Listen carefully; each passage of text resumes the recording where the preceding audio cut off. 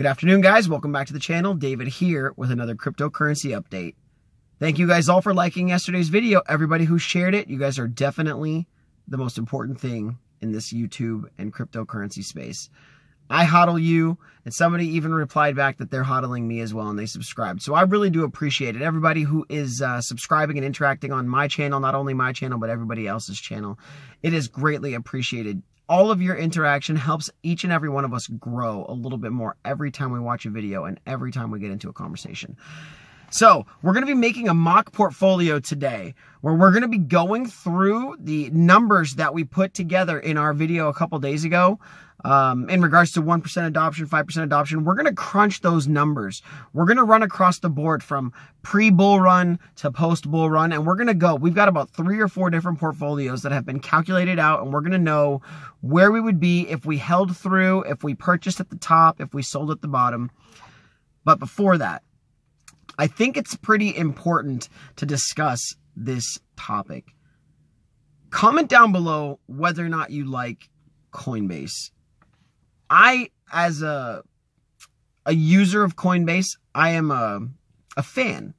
They've done nothing wrong to me. Money has been sent smoothly.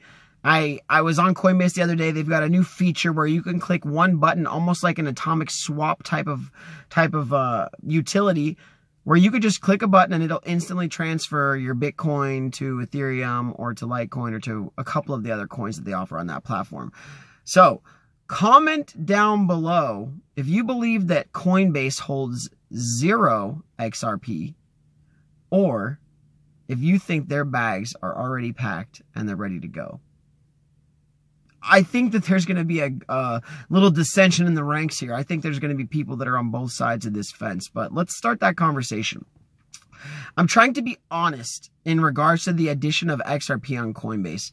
It will, mark my words, it will increase the volume of Bitcoin with it. Since everybody gets in and out of their altcoins through Bitcoin, especially on Coinbase with the limited number of coins they trade, that is going to be huge. The amount of volume that will be going in and out of Bitcoin at the time that that happens is going to be huge. I think there's going to be a pump on the price of Bitcoin along with the price of XRP. Now, we say a pump. Obviously, pumps are not sustainable. There's nothing sustainable about a quick increase in the price.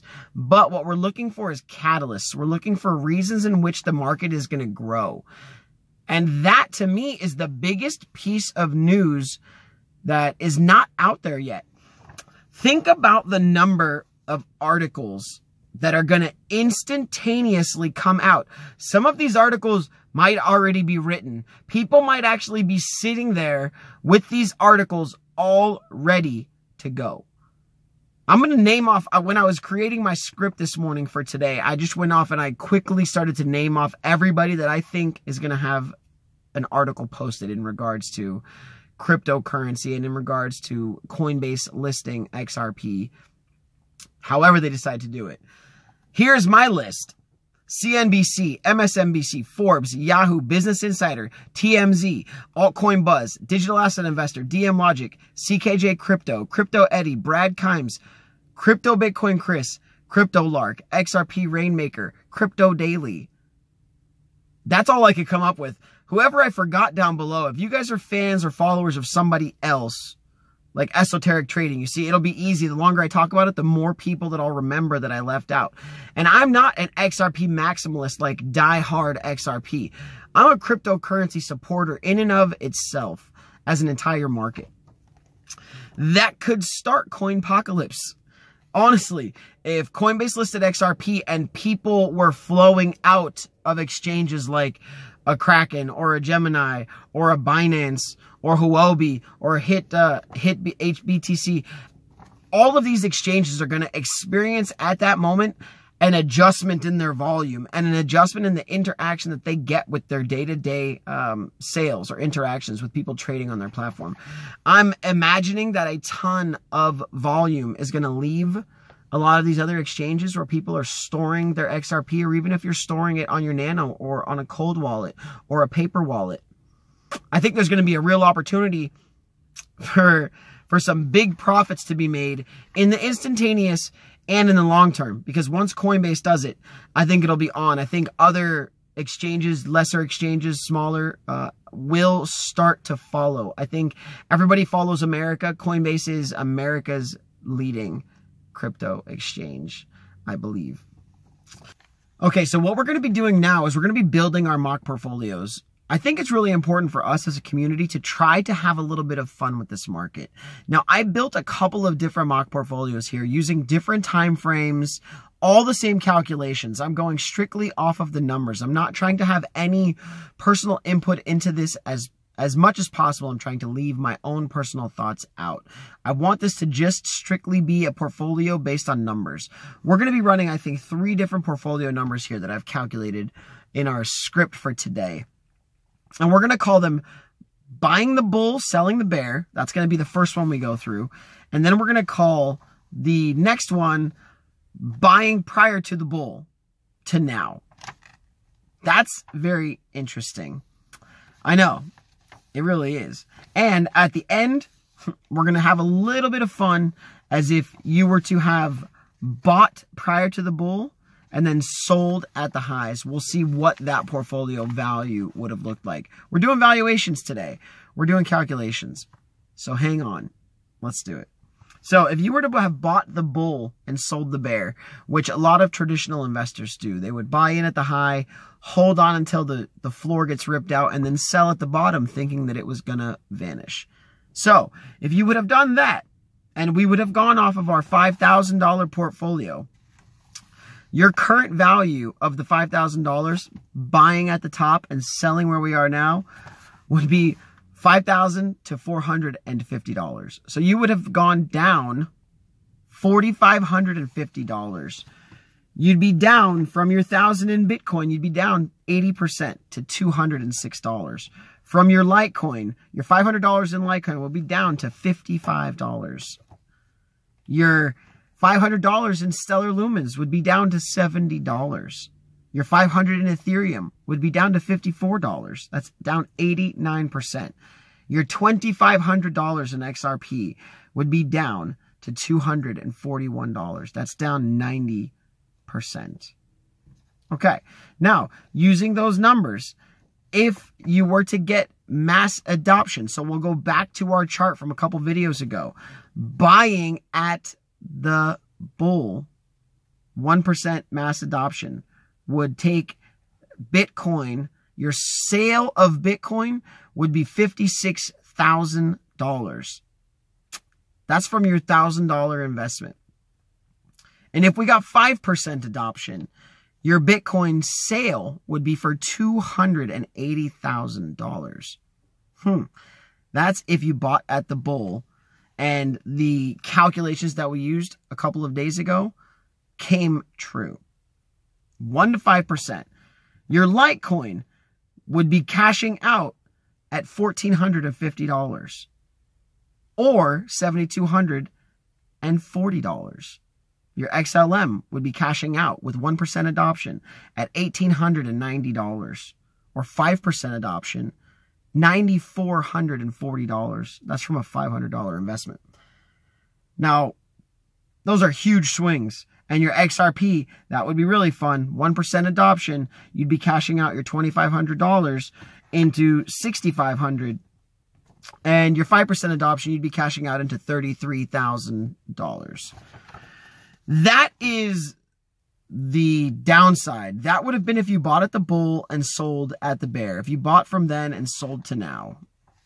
Interesting, right? So your total portfolio value, if you did that, would be in the range of 1 to 5% adoption at $66,000 to 5% adoption would be $337,000.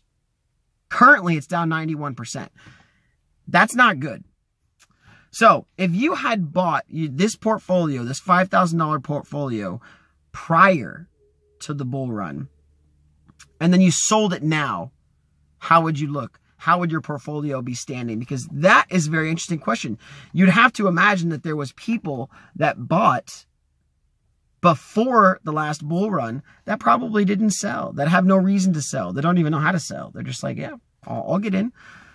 Let's look at what those numbers are.